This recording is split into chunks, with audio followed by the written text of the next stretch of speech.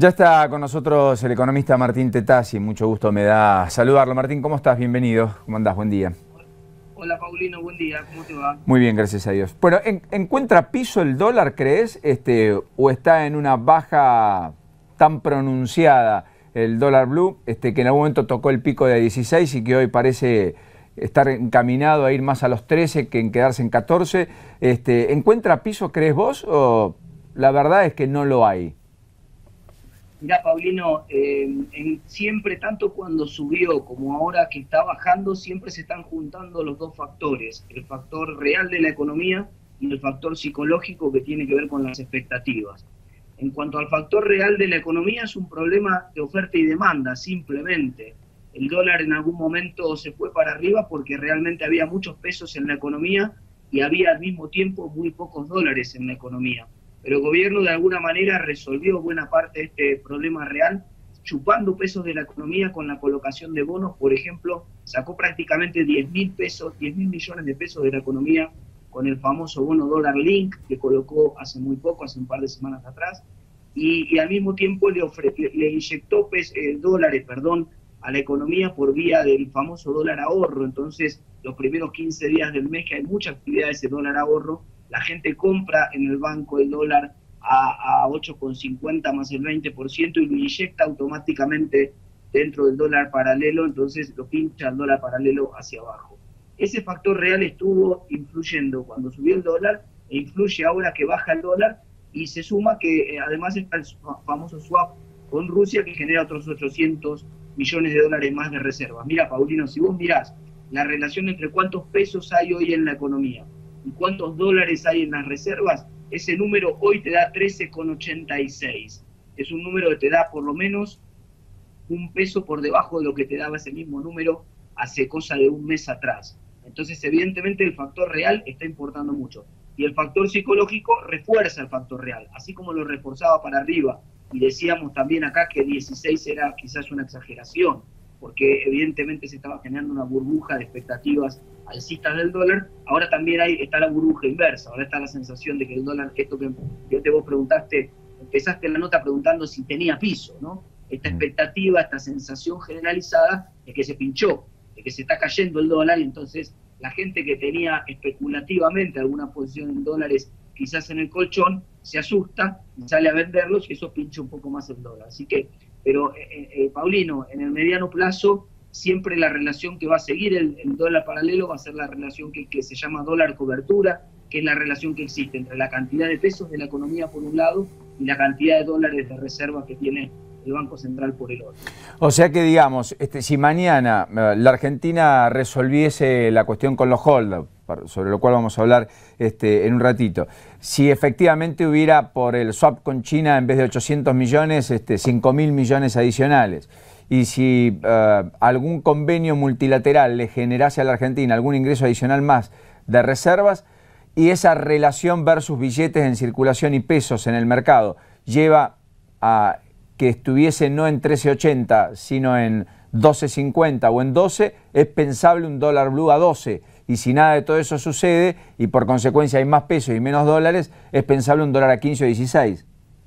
Claro, Paulino, acá la discusión de fondo, la pregunta de fondo para saber dónde estamos parados es qué va a pasar con la cantidad de pesos de la economía y qué va a pasar con la cantidad de dólares. Vos recién atacaste una parte del problema, la cantidad de dólares. Efectivamente, es posible que si hay un acuerdo con los fondos buitres, que si el gobierno consigue algún otro tipo de financiamiento, haya un poco más de dólares, pero también es verdad que el año que viene es un año en el cual hay muchos vencimientos en dólares, Paulino. Hay prácticamente 15.000 millones de dólares de vencimientos de deuda que hay que pagar, y el déficit comercial de la cuenta corriente también viene creciendo. Entonces, estamos en un escenario donde el año que viene, en cualquier escenario va a haber menos dólares, la discusión es cuánto menos.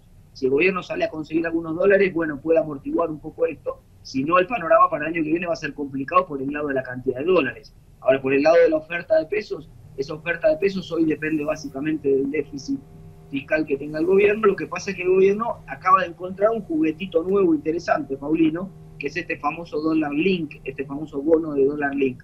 Hay algunos analistas en el mercado, Ignacio Liberador, por mencionar un caso, me estaban comentando recién por Twitter, que sostiene que el gobierno va a lanzar de vuelta ahora en noviembre con el éxito que tuvo, viendo el éxito que tuvo en octubre, va a lanzar otra colocación de alrededor de 800 millones de dólares en este bono dólar link. Entonces, esa es una colocación que toman fuertemente los bancos y que les permite colocar los pesos excedentes que tienen los bancos sin que esos pesos se vayan a colocaciones en dólares, a otras colocaciones como el contado con liqui, por ejemplo, o se vayan al mercado paralelo. Entonces, la clave que hay que estar mirando, Paulino, para ver lo que va a pasar, es qué pasa con el déficit fiscal por un lado, la cantidad de pesos en la economía, y qué pasa con la cantidad de dólares.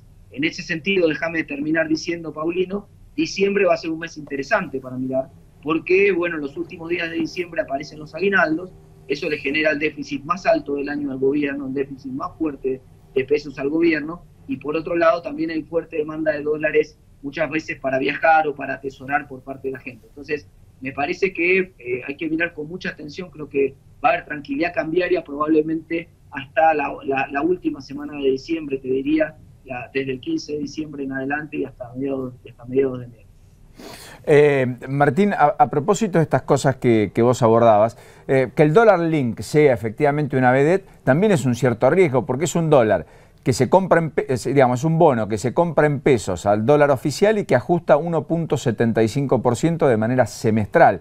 La tasa no deja de ser del 3,5%. Si el dólar oficial no se corrige, queda anclado, y en enero del 2016 tenemos el dólar en 8,52, los bancos, los inversores, los fondos de pensión, o en todo caso las aseguradoras aquí en la Argentina, van a haber perdido plata, digamos, frente a una inflación en torno al 25, 30, 35, 40, depende cuál sea. Claro, lo que pasa es que ese es un bono, Paulino, que vence en el año 2016. Y al ser un bono que vence en el año en octubre del 2016 y la nueva colocación, si sale ahora, va a vencer en noviembre del 2016.